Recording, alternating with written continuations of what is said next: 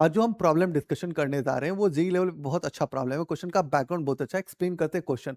अपने पास एक ट्यूब है। ट्यूब को हम एक लाइट स्ट्रिंग से हैंग किए हुए हैं। स्ट्रिंग का मास को नेग्लेक्ट कर देना है और स्ट्रिंग का जो टेंशन है वो 0 है। हाँ, जो ट्यूब है उसका मास कैपिटल एम है। इसके अंदर 2 वॉल हैं, एक इनर वॉल है, एक आउटर वॉल है। इसके अंदर एक बॉल्स रखे हुए हैं, इनको हम साइमल्टेनियसली रिलीज़ करते हैं। Theta defines the position of ball at any time shown in figure so that the ring will start to rise if small m is greater than 3m/2। Condition है कि m 0 है तो find the theta. 2 parts निकालिए। अब इसमें inertia का बहुत बड़ा रोल है। इनर्शिया और ग्रेविटी के बीच में पूरा फाइट चल रहा है यहाँ पे क्वेश्चन के अंदर। तो अब बताते हैं कि ये फाइट कैसे हो रहा है।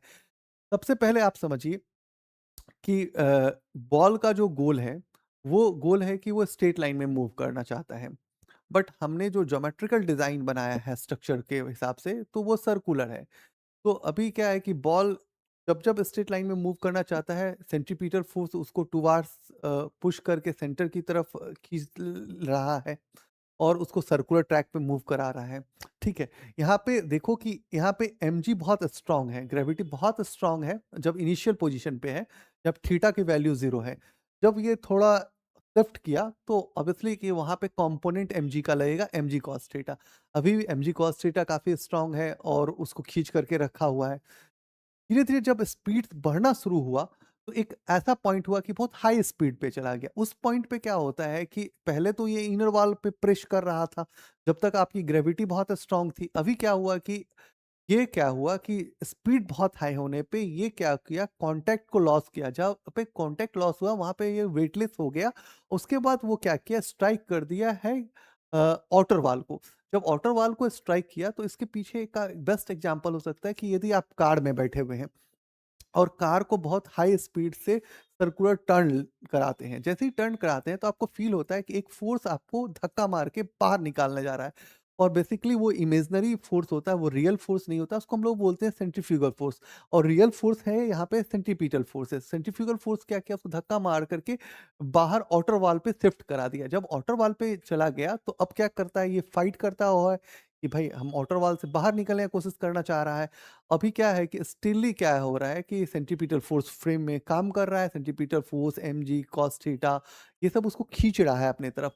तो उसको उसको बैलेंसमेंट भी मेंटेन कर रखा है, ठीक है। अभी भी उसको सर्कुलर ट्रैक पे वो मूव करा रहा है।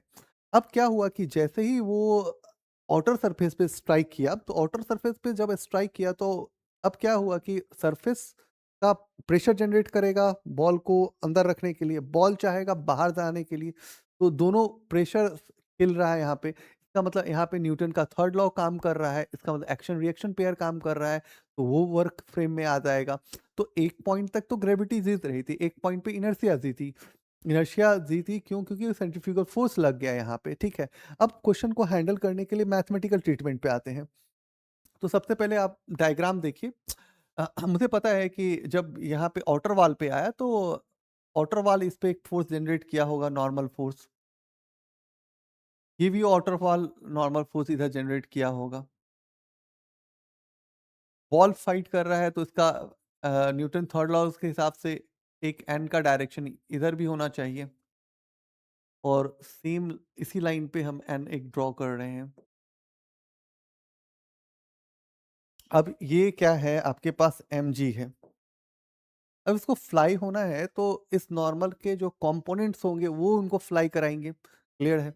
तो अभी हम क्या करते हैं कि हम इसके कंपोनेंट ड्रॉ करते हैं। तो ये क्या हो जाएगा, n cos थीटा और ये क्या हो जाएगा, n cos थीटा हो जाएगा, क्लियर है? और इस डायरेक्शन में क्या लगेगा, n sin थीटा और इधर क्या लगेगा, n sin theta.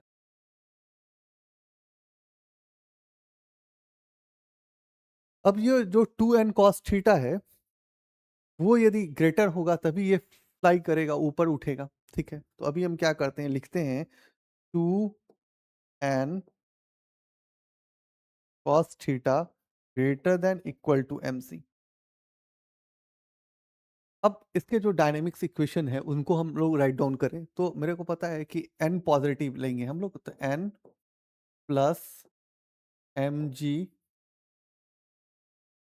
Cos theta मेरे को पता है ना कि इसका mg जो होगा वो वर्टिकली डाउनवर्ड लगेगा। ठीक है, तो इसके कंपोनेंट्स इधर काम करेंगे mg cos थीटा। तो n plus M G cos theta किसके बराबर हो जाएगा, m v square by r के। तो हम लिखते हैं m v square by r. हम एक बार थोड़ा सा वो बात करें कि जब वो कांटेक्ट लॉस किया होगा तो ये नॉर्मल फोर्स जीरो हो गया होगा। तो एम जी कॉस थीटा इसके बराबर हो जाएगा m v square by r. But still अभी हम इसी इक्वेशन पे फ्रेम वर्क करेंगे, तो n plus M G cos theta equal to क्या हो जाएगा, m v square by r. अब यहाँ से जाइए तो पूरा डिस्टेंस ये आर है, और इस पॉइंट तक आपको कैलकुलेट करना हो तो ये डिस्टेंस आप करिएगा तो आर कॉस थीटा हो जाएगा। तो अभी ये निकालने जाइएगा तो क्या हो जाएगा, r minus r cos theta हो जाएगा। ठीक है, तो ये चीज़ें हम बहुत सारे वीडियोज अभी किए हैं अपलोड, उसमें सारे जगह हम इस पॉइंट्स को डिस्क्राइब किए हैं। ठीक है, तो अभी हम यहाँ पे आते हैं, कंजर्वेशंस लगाते हैं। तो हमको पता है कि kinetic energy half m v इसका, क्योंकि वेलोसिटी बढ़ रहा है और पोटेंशियल एनर्जी घटेगा, तो m g are one minus cos theta हो जाएगा जी। इसमें से एम एम काट लीजिए तो वी स्क्वायर इक्वल टू क्या हो जाएगा, two ji are one minus cos theta. ठीक है, क्लियर है। इतना चीज तो आ गया। अब क्या करते हैं, सबसे पहले n का वैल्यू निकालने पे जाइए। तो अभी हम n पे निकालते हैं, n plus M G cos theta equal to m, और वी स्क्वायर कितना हो गया, two ji are one minus cos theta. तो two ji are one minus cos theta divide by क्या हो जाएगा, आर, आर से आर को कैंसिल कर लीजिए तो n इक्वल टू कितना हो जाएगा, टू एम जी, और इधर ये इसको शिफ्ट कर देंगे तो ये क्या हो जाएगा, थ्री एम जी कॉस थीटा हो जाएगा जी। ठीक है, एक बार देख लें, चेक कर लें, टू एम जी और टू एम जी कॉस थीटा इधर आ जाएगा तो थ्री, हाँ ठीक है। अब मेरे पास क्या कंडीशन है, मेरे पास कंडीशन है कि इस एन का वैल्यू को हम एम जी कॉमन कर लें, तो ये क्या हो जाएगा, two minus three cos theta. Clear है। अब यहाँ से मेरे को पता है कि two n greater than equal to n cos theta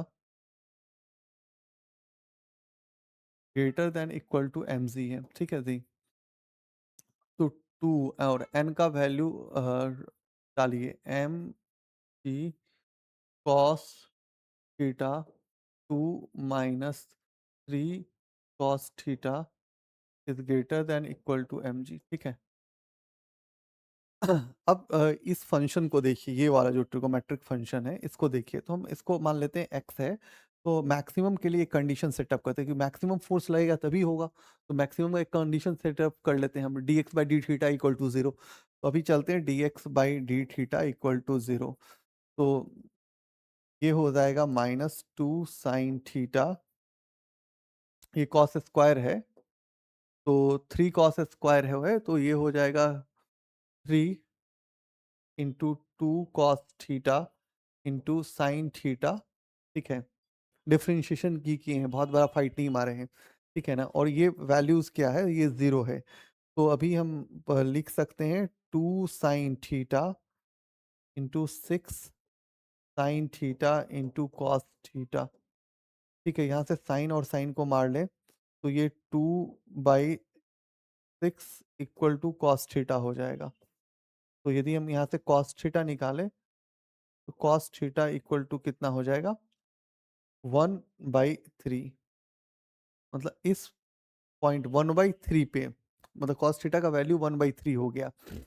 ठीक है, तो cos theta one by three आया है अपने पास। अब मुझे कंडीशंस पता चल चुका है कि cos theta equal to one by three आ गया। अब हमारे पास हम ये वैल्यू माने हैं एक्स। ठीक है, अभी हम इसमें थोड़ा काम करते हैं। तो हम एक पेज ओपन करते हैं, हम जो लिख रहे हैं एक्स इक्वल टू क्या लिख रहे हैं, cos theta two minus three, क्या है एक बार यार इक्वेशन देखना पड़ेगा, तो याद नहीं रहता, cos theta two minus three cos theta, three cos theta. ठीक है ना, और यदि हम x इक्वल टू लिख रहे हैं, कॉस थीटा का वैल्यू कितना दे रहे हैं, 1/3, 1/3, 2 - 3 इंटू 1/3, तो 3 हो गया। तो x कितना आ रहा है, 1/3 आ रहा है। एक बार चेक कर लेते हैं ना। और कुछ साथ में और भी है क्या उसके, साथ में तो कुछ नहीं है ना। अब साथ में क्या है, साथ वाले बात में है कि 2 mg है और ग्रेटर देन mg है, ठीक है।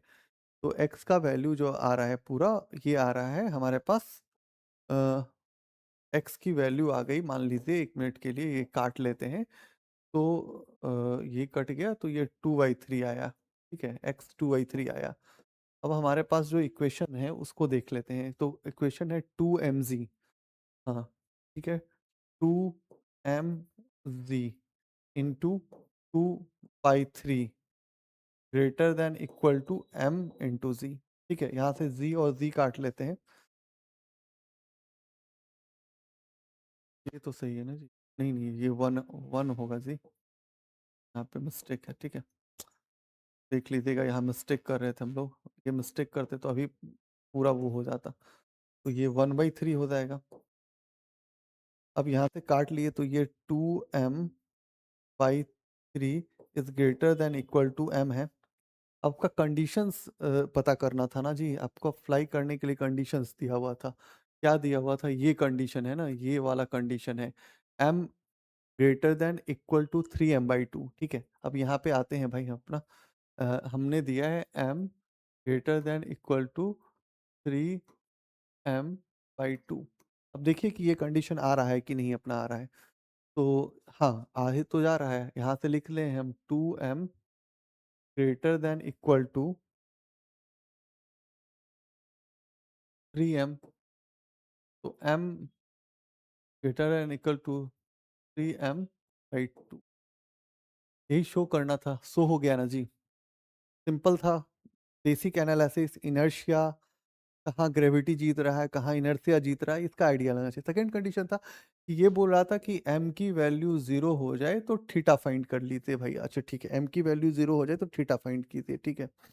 अब आप कोई एक इक्वेशंस पकड़िए जहाँ पे कह रहा है कि m की वैल्यू 0 हो जाए तो थीटा फाइंड कर दीजिए, ठीक है। तो बेस्ट इक्वेशन कौन सा होगा कि मेरे लिए पकड़ना, हम इसी इक्वेशंस को पढ़ते हैं, 2 mg cos थीटा 2 - 3 cos थीटा, और उसको जीरो करते हैं, ठीक है। तो उसमें फ़ायदा हो सकता है कि हम वो पार्ट को हैंडल कर लें क्या। तो हम वही इक्वेशंस पकड़ते हैं, मेरे लिए बेस्ट ही लग रहा है। तो मेरा जो इक्वेशन है वो क्या है, 2 mg cos थीटा 2 - 3 cos थीटा is greater than equal to mg। एक बार इक्वेशन चेक कर लिया जाए भाई जी। 2 mg cos थीटा 2 - 3 cos थीटा is greater than equal to mg, ठीक है। अब कहता है कि ये ज़ीरो हो जाए, ये ज़ीरो हो जाए तो भाई ये ज़ीरो हो गया। तो कहानी ये है कि 2 - 3 cos थीटा इक्वल टू, यदि हम ज़ीरो ले लें तो फिर ये हो जाएगा 2 = 3 cos थीटा, तो 2/3 = cos थीटा। वही थीटा का वैल्यू पता चल जाएगा, सिंपल है, हैंडल कर सकते हैं। तो कॉन्सेप्ट पता होना चाहिए सवाल को डील करने के लिए। इससे रिलेटेड बहुत सारे सवाल मिलेंगे, बट आप देखो कि आप क्या जनरलाइज कर रहे हैं, कैसे सॉल्यूशंस लेते हैं, क्या क्या आपका अप्रोच काम करता है। इनिशियल का अप्रोच नहीं सोचे होते तो ये सवाल हैंडल करना मुश्किल हो जाता। तो आज के लिए थैंक यू।